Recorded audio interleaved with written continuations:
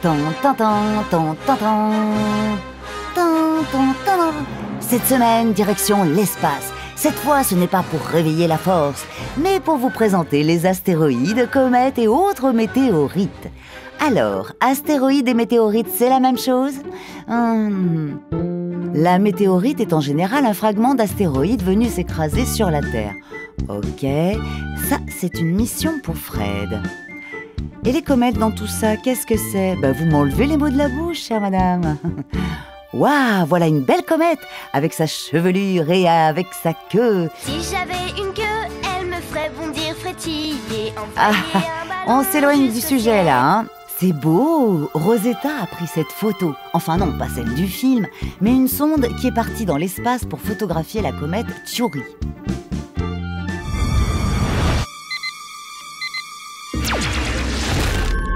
Ouf, on est sauvés. Enfin, je ne suis pas sûre que cette technique marche très bien.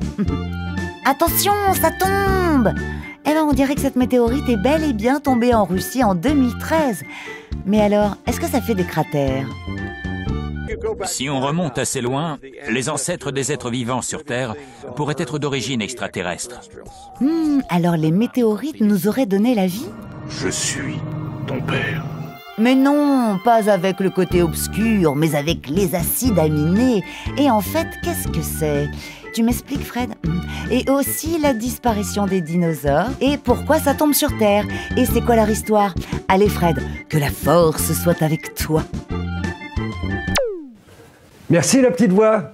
Et si la vie sur Terre nous venait de l'espace? Non pas d'une civilisation extraterrestre qui nous aurait rendu visite, non. Plus sérieusement, des comètes et des astéroïdes qui ne cessent de bombarder notre planète depuis plus de 4 milliards d'années. Ça, c'est la grande question qui intrigue les scientifiques et c'est la raison pour laquelle ils s'intéressent de plus en plus à ces astres un peu bizarres qui sillonnent notre système solaire. Mais avant d'explorer ce mystère de la vie, essayons d'y voir un peu plus clair sur ce que nous appelons des comètes, des astéroïdes, des météorites. De quoi s'agit-il exactement? Pour mieux comprendre, première destination, la ceinture d'astéroïdes située tout là-haut, entre Mars et Jupiter. Bon, enfin pour nous, c'est juste en dessous.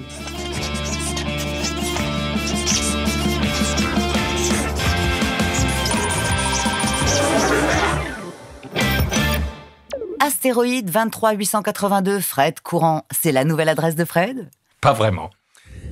Cet astéroïde, découvert en 1998, a été nommé ainsi en hommage à notre animateur télé préféré. Et où est-ce qu'il se trouve?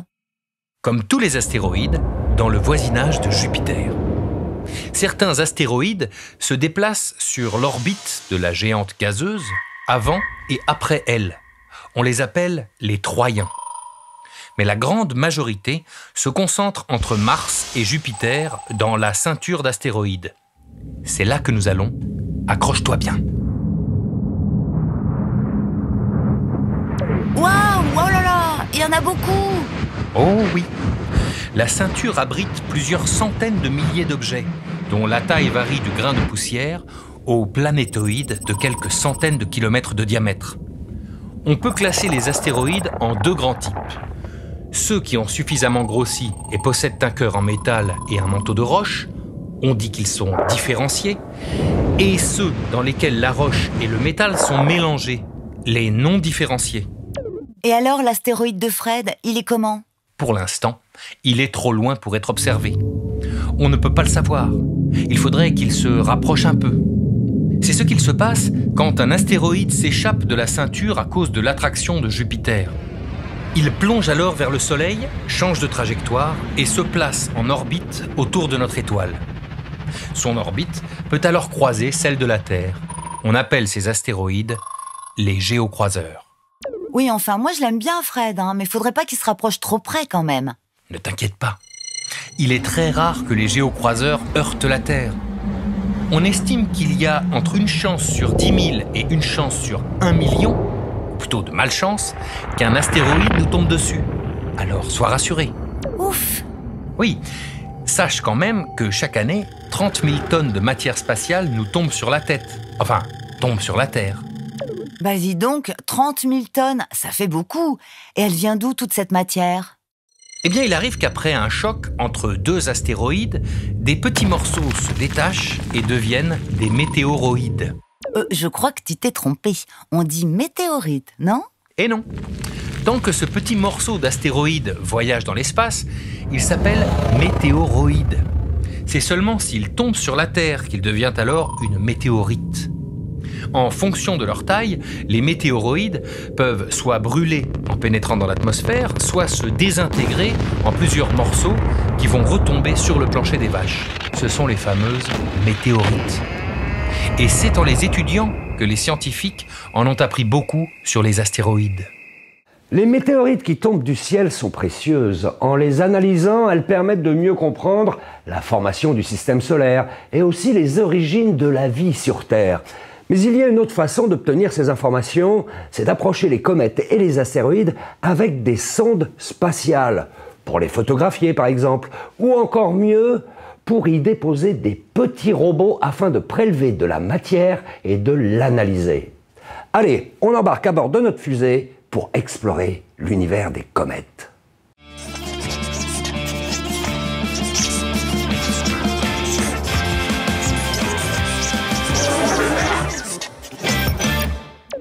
Tchouri, quel drôle de nom pour une comète. En fait, Tchouri, c'est l'abréviation 67P Tchourioumov-Gerasimenko, du nom des deux astronomes soviétiques qui ont découvert la comète en 1969. Oui, moi je préfère son petit surnom, Tchouri. Bon, elles viennent d'où toutes ces comètes? Pour te le montrer, il faut aller aux confins du système solaire. Voici le nuage d'Oort, le plus gros réservoir de comètes. Il en contient des milliards, voire des centaines de milliards. Ici, l'attraction du Soleil n'a presque plus d'effet, mais celle des étoiles voisines, si. En circulant au voisinage du nuage d'Oort, elles peuvent interagir avec les comètes et les pousser à plonger vers l'intérieur du système solaire où elles vont orbiter autour de notre Soleil. Ce sont les comètes à longue période qui font un tour en plus de 200 ans. La plus célèbre d'entre elles est Hale-Bopp, que nous avons pu observer dans les années 90. Elle ne sera à nouveau visible depuis la Terre que dans 2500 ans environ. Dites donc, faudra pas la rater, hein. Heureusement pour nous, il y a aussi des comètes qui nous rendent visite beaucoup plus régulièrement. Ce sont les comètes à courte période, comme Halley, qui nous émerveille tous les 76 ans. Ces comètes viennent d'un autre réservoir, plus proche de nous, juste après l'orbite de Neptune. C'est la ceinture de Kuiper, qui en contient des millions. Lorsqu'elles sont déviées de leur trajectoire, ces comètes plongent vers le Soleil, puis sont retenues par Jupiter. Elles vont alors continuer leur ronde à l'intérieur du système solaire. Tchouri est l'une d'entre elles. La voici. Waouh, qu'est-ce que c'est beau! Mais pourquoi elle brille? Eh bien, c'est parce que ces comètes sont composées de glace et de poussière. Une grosse boule de neige sale, si tu préfères. Quand elles se rapprochent du Soleil, sous l'effet de la chaleur, la glace se transforme directement en gaz. On dit qu'elle se sublime. Cela va créer une sorte de halo de poussière et de vapeur d'eau autour du noyau de la comète, ce que l'on appelle chevelure. Oui, mais attends, ce n'est pas tout. Il y a la queue aussi, non? Absolument. Et c'est au vent solaire qu'on la doit. Au vent solaire? Oui. En plus de sa lumière, le Soleil expulse à très grande vitesse des petites particules, des électrons et des protons. Ces particules forment le vent solaire.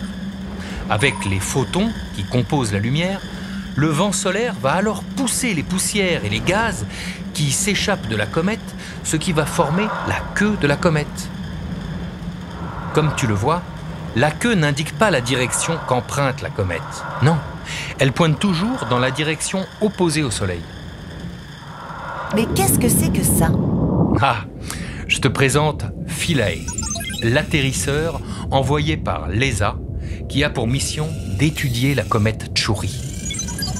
Voilà, maintenant on y voit plus clair entre les astéroïdes composés de roches et de métaux et les comètes composée de glace et de poussière. Et dire qu'il a fallu attendre le début du 19e siècle, 1803 exactement, pour que la science réussisse à prouver, face aux croyances et aux religions, que les météorites tombent bien du ciel et qu'elles sont d'origine extraterrestre. Il a aussi fallu attendre les années 1980 pour réussir à envoyer des sondes spatiales aux confins de notre système solaire pour explorer les comètes et les astéroïdes.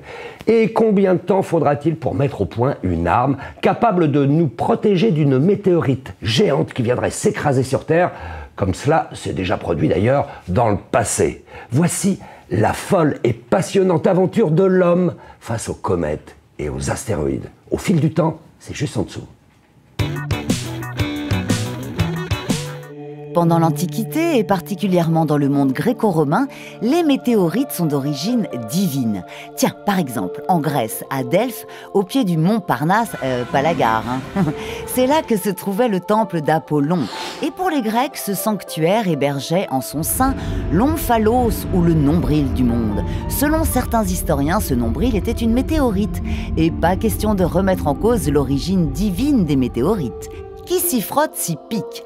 Anaxagore de Glazomène, un philosophe grec, défendait l'idée que les météorites provenaient du Soleil. Et cela lui a valu, en 432 avant notre ère, d'être chassé d'Athènes. Oh, voici une comète, ou comme elle aurait été appelée à l'époque, un astre chevelu. Et elle aussi était considérée comme surnaturelle. La comète de César, qui a brillé dans le ciel quelques jours après la mort de l'empereur, était un signe pour les Romains. Leur défunt Jules César était devenu un dieu. Finalement, le culte des météorites s'estompe en même temps que l'arrivée du christianisme, qui se détache des croyances antiques. L'Église chrétienne n'encourage pas le culte des météorites et nie leur origine extraterrestre. Mais alors, elles viennent d'où ? Plusieurs théories sont proposées. Illusions d'optique, bouts de montagnes arrachées, lave éjectée de volcans, et même le grand chimiste Lavoisier conclut en 1776, après l'analyse chimique de 3 météorites, qu'elles ne sont que des roches frappées par la foudre. Il faut savoir qu'à cette époque, les scientifiques passent énormément de temps dans les bibliothèques ou dans leurs laboratoires. Et comme ils ne mettent pas souvent le nez dehors, ils ne voient jamais de météorites tomber du ciel. Les seuls à être témoins de ce phénomène sont les paysans. Et évidemment, leur témoignage n'est jamais pris au sérieux. En 1794, le savant allemand Ernst Chladni publie un livre dans lequel il avance que les météorites tombent du ciel, créent des boules de feu et viennent de l'espace. Hypothétique, infâme, les courriers de la communauté scientifique affluent et ils ne mâchent pas leurs mots. Pourtant, un quart de siècle plus tard, en 1803, le ciel lui donnera raison quand des milliers de pierres tombent sur Terre dans le petit village normand de l'Aigle. Les conclusions du scientifique Jean-Baptiste Biot sont sans appel. Les météorites sont d'origine extraterrestre. Ça y est, ces pierres mystérieuses sont des objets de science et on découvre peu à peu qu'elles nous renseignent sur l'histoire de notre système solaire.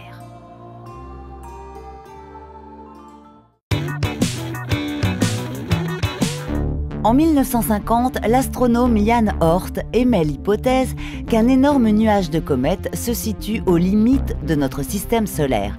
C'est le nuage d'Oort. On découvrira d'ailleurs que les comètes de longue période, qui parcourent une orbite complète autour du Soleil en plus de 200 ans, pourraient provenir de ce nuage. Les autres, aux périodes courtes, proviennent de la ceinture de Kuiper. L'existence de cette ceinture est prédite par Gérard Kuiper 1 an seulement après le nuage d'Oort. Mais c'est seulement en 1992, avec la découverte de l'objet de Kuiper QB1, que sa prédiction est confirmée. La ceinture de Kuiper était née.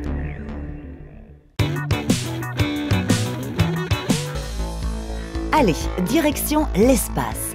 Car pour en apprendre plus sur les comètes et les astéroïdes, quoi de mieux que d'y aller directement? Alors bien sûr, pour l'instant, aucun humain n'a encore fait ce voyage.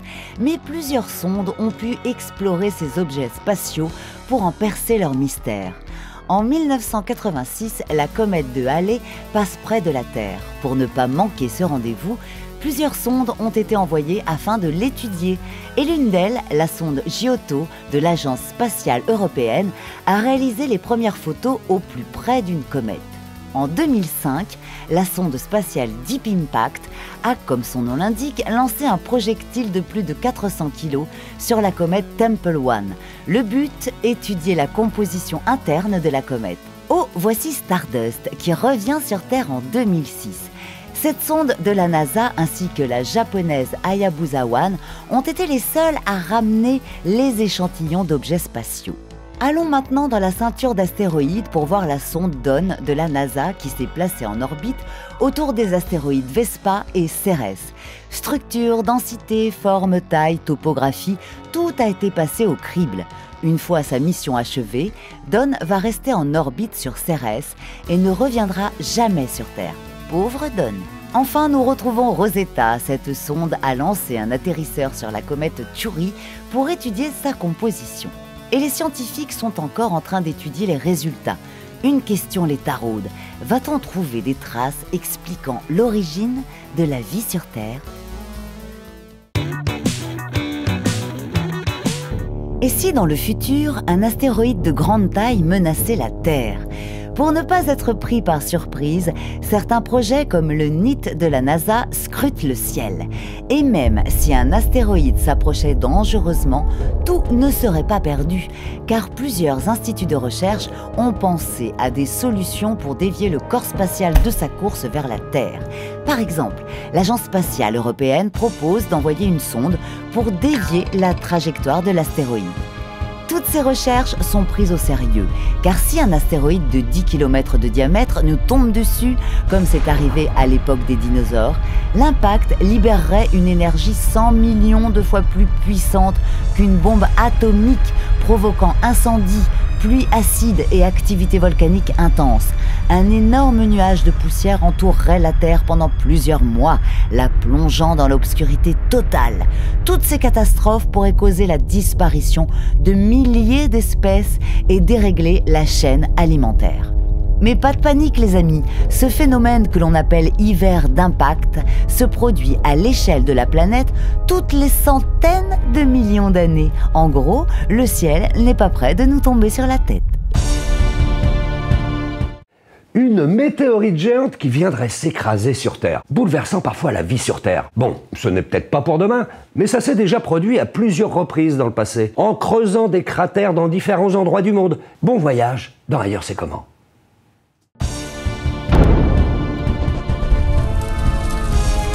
Petit détour par le Canada. Cette ville de la région d'Ontario a été construite sur le cratère de Sudbury, qui est un peu particulier.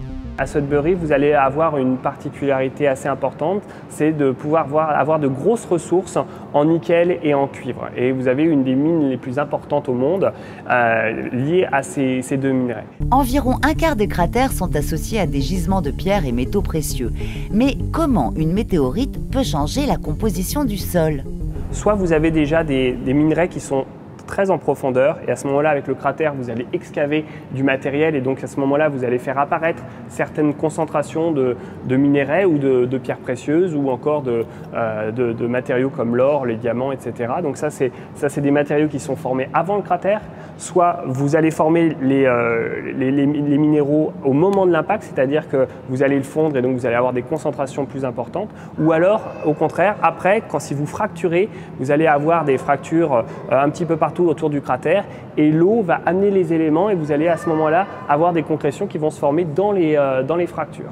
Donc tout ça peut finalement vous amener beaucoup de choses, effectivement de l'or, des diamants, mais aussi du pétrole, du gaz, etc. Puisqu'effectivement les cratères sont de bonnes zones pour attraper le pétrole et le gaz. Et alors ça, je suis sûre que ça attire les convoitises.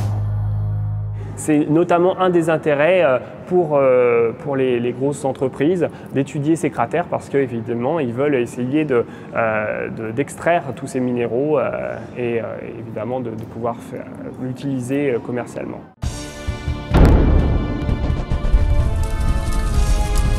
Nous voici à Meteor Crater en Arizona.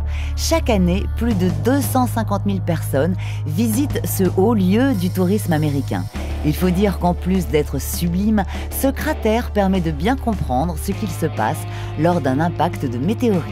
Au moment de l'impact, vous allez avoir des millions de tonnes de roches qui vont être éjectées dans l'atmosphère. Le ciel va s'embraser puisqu'effectivement toutes les particules vont être fondues et toutes ces particules fondues vont retomber au sol et à ce moment-là vont brûler plusieurs milliers de kilomètres carrés autour du cratère d'impact. Donc vous allez avoir des incendies qui vont se propager juste après l'impact. Pour le cas de météore-cratère, ces dépôts ont été concentrés finalement autour du météore et donc vous n'avez pas eu un changement climatique à l'échelle de la planète. Enfin, moi, je me pose des questions quand même. Avec un cratère de plus de 50 000 ans, comment vous pouvez savoir ce qu'il s'est vraiment passé ? Quand vous étudiez un cratère d'impact, vous allez étudier la formation du cratère, c'est-à-dire la structure elle-même, mais vous allez regarder aussi ce qui s'est formé aux alentours. Donc potentiellement, vous allez retrouver des morceaux de roches fondues, vous allez potentiellement retrouver par exemple aussi du bois brûlé, vous allez retrouver des traces de tsunami, vous allez pouvoir étudier tous les signes extérieurs et vous allez essayer de le relier avec le phénomène. Et c'est comme ça qu'on essaye de recréer l'historique de la formation du cratère. Naturellement, tout ça appuyé par des modélisations numériques, c'est-à-dire qu'on va être capable de reformer le cratère grâce à des ordinateurs. On va voir ce qui se passe aux alentours et on va essayer de comparer les observations sur le terrain avec les modélisations qu'on peut réaliser grâce aux ordinateurs. Et pour Météore-Cratère, les chercheurs ont eu de la chance, car dans cette partie du monde, l'érosion a peu d'effet. Ainsi, le cratère est en très bon état, et ça, c'est idéal pour l'étudier.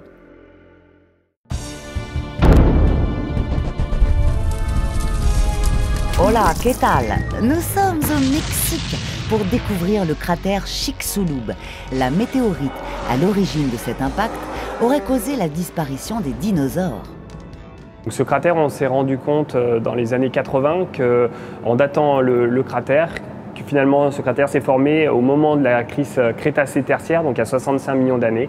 Et donc c'est effectivement au moment où certainement les dinosaures ont disparu, mais aussi certainement 70% des espèces existantes à l'époque. Et pour dater le cratère, les scientifiques ont étudié des roches particulières, celles qui ont fondu au moment de l'impact. Pour dater le cratère, il a fallu trouver des roches fondues pour pouvoir dater avec les éléments radiogéniques à l'intérieur et pour pouvoir donner un âge précis. En effet, ces éléments radiogéniques sont de moins en moins radioactifs au fil du temps. En mesurant leur radioactivité, on peut en déduire précisément quand ils se sont formés. Les deux dates concordant, la météorite a bien joué un rôle dans la fin des dinosaures. Alors aujourd'hui, il y a eu une publication très récente qui a montré que le cratère était finalement peut-être pas la seule cause à la disparition des dinosaures et des espèces à cette époque-là. À la même époque, à peu près il y a 65 millions d'années, vous aviez un fort volcanisme, notamment ce qu'on appelle les trappes du Décan. Et donc il se peut que ça soit les trappes du Décan et le cratère qui soient à l'origine de la disparition des dinosaures. Donc vous aviez certainement pendant quelques millions d'années un très fort volcanisme et finalement l'impact a donné le coup de grâce et c'est à ce moment-là que vous avez eu une extinction massive. Attendez, le cratère d'Agoudal au Maroc a un diamètre inconnu. Date de formation, on ne sait pas trop. Alors comment on peut savoir qu'il y a bien un cratère dans cette zone ? Cette zone à la base est connue pour ses météorites.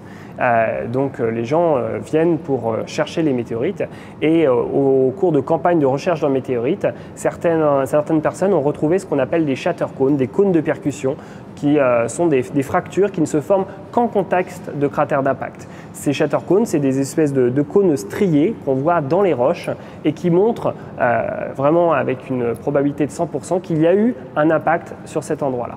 Par contre, si vous regardez une image satellite, vous ne voyez aucune structure circulaire, vous n'observez pas les dépôts liés au cratère. Donc, ce que vous voyez certainement, eh bien, ce sont des roches qui ont été fracturées, mais vraiment en profondeur. Et finalement, ce que ça veut dire, c'est qu'on a érodé toutes les roches qui étaient au-dessus de ces roches qui ont été fracturées en profondeur. Et aujourd'hui, on a juste ce témoignage très profond, mais on ne voit plus du tout la structure d'impact à la surface. Mais toutes ces météorites retrouvées à Agoudal, elles ont un rapport avec l'impact ? Ce qu'on a montré très récemment, c'est que ces météorites sont tombées certainement il y a à peu près 100 000 ans et sont décorrélées de la formation du cratère d'impact. Donc au même endroit, vous avez eu la formation d'un cratère il y a quelques millions d'années et quelques centaines de milliers d'années, voire millions d'années après, vous avez eu la chute de météorites qui, elles, n'ont pas provoqué la formation de cratères d'impact. Allez, direction l'Afrique du Sud pour visiter Fred Ford. Ce cratère est le témoin de la plus grande libération d'énergie jamais connue sur la planète. C'est vrai qu'il a l'air énorme, ce cratère. Fred Ford est tout à fait particulier parce qu'en fait, c'est à la fois le plus gros cratère et le plus ancien qu'on puisse trouver sur Terre. Il fait 300 km de diamètre, il a 2 milliards d'années et finalement, on peut penser qu'avant 2 milliards d'années, il y a 3-4 milliards d'années, il existait beaucoup plus de gros cratères comme Fred Ford, mais depuis finalement ils ont disparu, ils ont été érodés ou tout simplement ensevelis à l'intérieur de la Terre, notamment par la tectonique des plaques. Oui, enfin non, la tectonique ce n'est pas juste une danse, ici c'est le mouvement des plaques de notre Terre. Et c'est ce qui explique que les cratères plus anciens que Fred Ford aient disparu.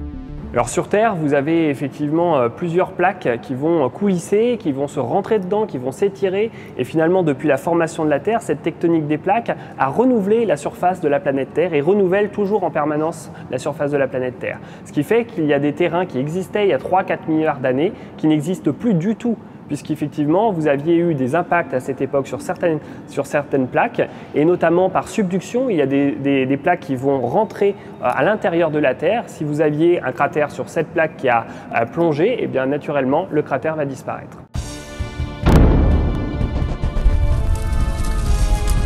Waouh, impressionnant cette vidéo prise en Russie. Mais qu'est-ce que c'est? On dirait un ovni. À Chelyabinsk, le 15 février 2013, une énorme boule de feu est apparue dans le ciel.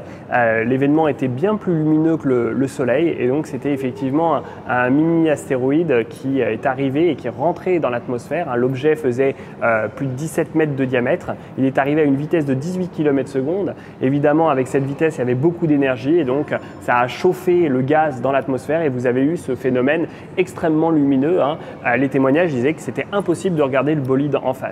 Et donc l'objet à 20-30 km s'est fragmenté, a explosé en l'air et l'objet en se fragmentant naturellement n'est pas arrivé au sol avec toute son énergie et donc nous n'avons pas eu la formation d'un cratère d'impact. Ouf, ils ont eu chaud, hein. Enfin bon, il y a quand même un bout de plus de 550 kilos qui est tombé dans le lac de Tchebarkoul. Et ça, j'aimerais pas que ça me tombe sur la tête, hein. Mais alors, pourquoi certains bolides s'écrasent au sol et d'autres explosent en vol ? Quand vous rentrez dans l'atmosphère, si le corps est à une taille minimale de quelques mètres de diamètre, eh bien la pression exercée sur l'astéroïde va finalement le déformer et à un moment donné, il va exploser dans l'air.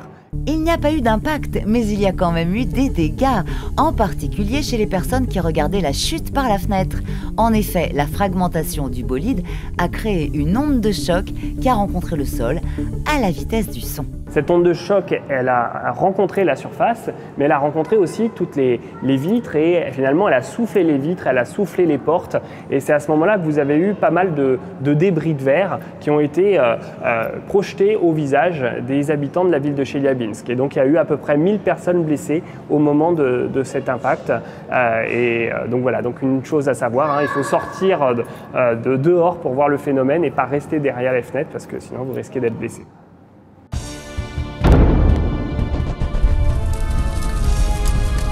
Vous êtes sûr qu'on s'est pas trompé là? Parce que je ne vois qu'un château, il n'y a pas de cratère.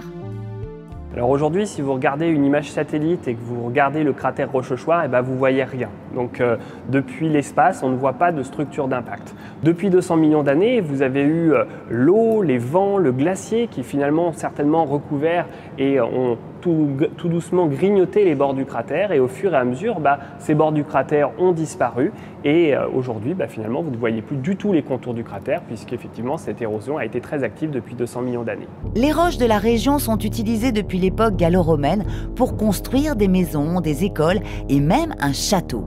Mais à cette époque, personne ne savait qu'elles s'étaient formées à la suite de l'impact d'une météorite. Alors ce cratère, la découverte du cratère est très récente, puisque encore il y a 50 ans, on ne savait pas ce que c'était ces roches qu'on pouvait trouver. On ne voyait pas de cratère d'impact en tant que tel, mais la première fois on a retrouvé des roches un peu particulières. On pensait au début que c'était des roches volcaniques, et puis plusieurs scientifiques ont fait le parallèle entre les roches qu'on trouvait à Rochechouart et les roches qu'on pouvait trouver dans un cratère qu'on appelle le Riss cratère. Et ce Riss cratère était déjà connu depuis quelques années, et c'est à ce moment-là qu'on s'est dit qu'un les roches ressemblent, et c'est à ce moment-là qu'on a attribué les roches du cratère Rochechouart à la formation d'un impact. Ces roches, on les appelle les impactites. Elles sont jaunes, vertes ou rouges, selon la température à laquelle elles ont fondu. Bon Rochechouart, c'est un peu loin de chez moi. Il n'y a pas un autre cratère en France ? Rochechouart est le seul cratère d'impact en France. Donc si vous allez faire un tour à Rochechouart, vous avez un musée, une équipe qui vous accueillera et vous allez pouvoir vous balader sur le terrain pour voir finalement les indices qui nous donnent une information sur le cratère. Revenons à notre question de départ, celle qui attise la curiosité des scientifiques du monde entier. La vie sur Terre est-elle tombée du ciel? A-t-elle pu être apportée par les comètes et les météorites? Voici les réponses de notre expert Hervé Cotin.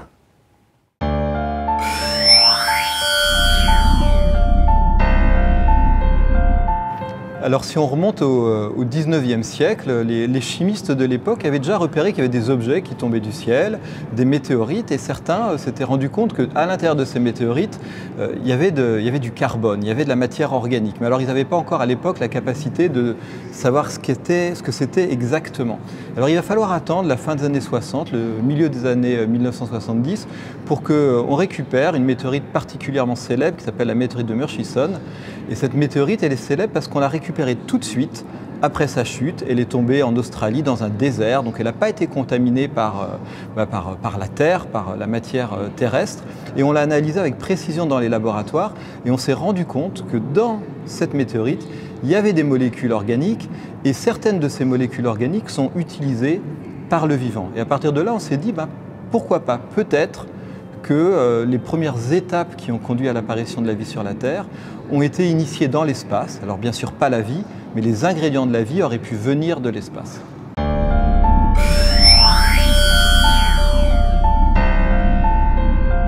On sait que la Terre s'est formée il y a 4,5 milliards d'années. Et après sa formation, il y avait des océans. Déjà très tôt, il y avait de l'eau à l'état liquide à la surface. Et la Terre était beaucoup plus bombardée d'objets comme des météorites ou des comètes qu'elle ne l'est à l'heure actuelle. Donc elle a reçu, via l'espace, ces objets qui, pour certains, étaient très riches en molécules organiques. Et on pense qu'en tombant dans les océans, en apportant ces molécules organiques dans de l'eau à l'état liquide, ces molécules ont pu réagir entre elles et progressivement franchir les étapes pour passer de la matière organique jusqu'au vivant.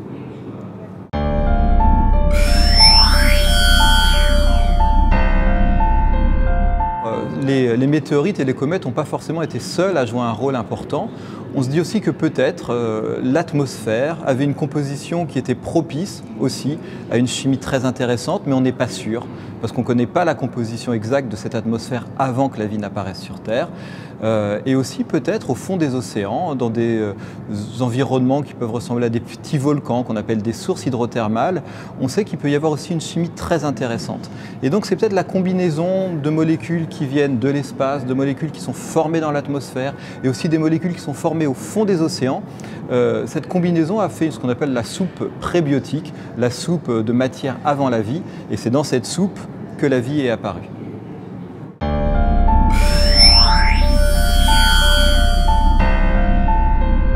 On n'est pas sûr exactement de ce qui s'est passé, mais sans doute le fait d'être dans l'eau à l'état liquide a permis des réactions qui ne sont pas possibles autrement que dans de l'eau à l'état liquide, et progressivement les molécules réagissant les unes avec les autres ont fait des structures de plus en plus complexes, de plus en plus grandes, et on pense que la clé pour que la vie apparaisse, pour qu'on puisse considérer que la vie est apparue, c'est qu'à un moment on a eu des molécules qui sont capables d'elles-mêmes de créer des copies quasi identiques à ce qu'elles sont, mais de temps en temps de se tromper dans ce processus de réplication. Et donc cette petite erreur, ce n'est pas du tout une erreur qui est grave, c'est au contraire une erreur qui permet d'évoluer.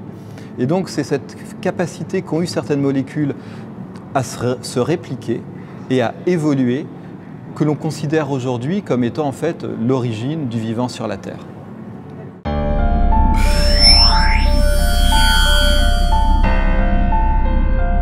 Alors, on ne sait pas vraiment reproduire ça exactement en laboratoire. On arrive à simuler ce qui se passe dans l'espace, dans les comètes, on arrive à simuler ce qui a pu se passer dans l'atmosphère. Donc on commence à comprendre comment on crée les premières briques qui ont commencé à s'associer avant d'évoluer vers la vie.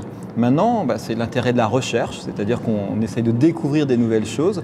On travaille au laboratoire justement à partir de ces briques à recréer les conditions qui étaient celles qui régnaient sur la Terre avant que la vie apparaisse et vraiment découvrir quelle aurait pu être l'origine de la vie. Mais c'est la recherche actuelle et c'est ce qui est passionnant justement d'essayer de comprendre aujourd'hui.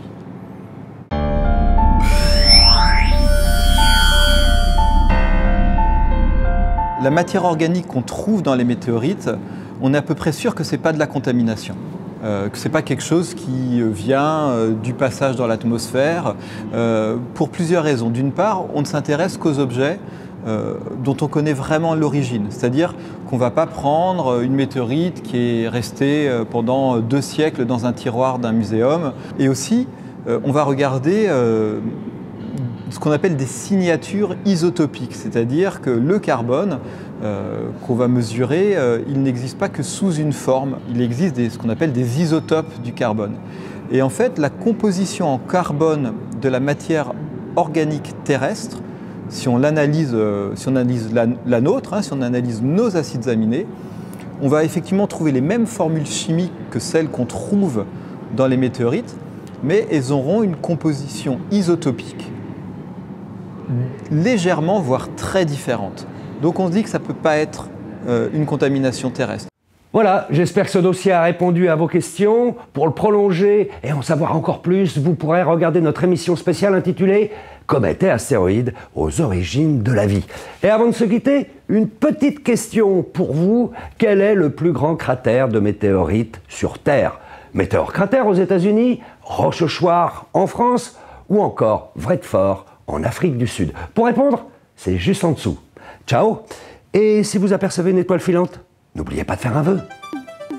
Si nous existons, c'est en grande partie grâce à vous et à votre fidélité. Alors si ce dossier vous a plu, surtout n'hésitez pas à le partager et à vous abonner. Vous pouvez aussi nous suivre sur Facebook, sur Twitter et évidemment sur notre plateforme l'espritsorcier.org. Maintenant, il suffit de cliquer.